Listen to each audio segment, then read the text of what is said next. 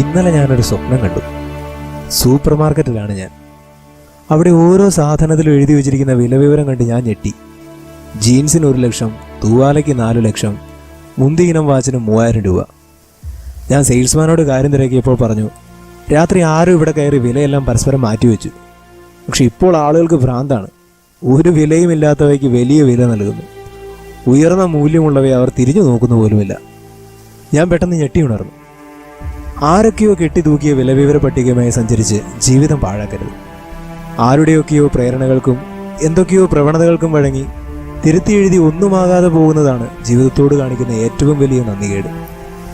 മറ്റുള്ളവരുടെ അഭിപ്രായങ്ങൾക്കും തീരുമാനങ്ങൾക്കും അനുസരിച്ച് മാത്രം വേഷം കെട്ടുന്നവർക്ക് നടത്താൻ കഴിയുന്നത് പാവക്കൂത്തുകൾ മാത്രം.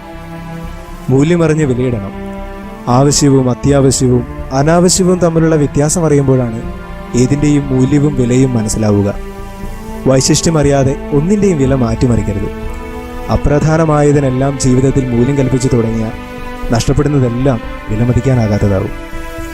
മാതാപിതാക്കളെ ഡിസ്കൗണ്ട് വിലയിൽ വൃദ്ധസദനങ്ങൾക്ക് കൈമാറുന്നതും ബന്ധങ്ങളും നിലപാടുകളും താൽക്കാലിക നേട്ടങ്ങൾക്ക് പണയം വയ്ക്കുന്നതും മൂല്യമറിഞ്ഞ് വില നിശ്ചയിക്കാൻ അറിയാത്തതുകൊണ്ടാണ്.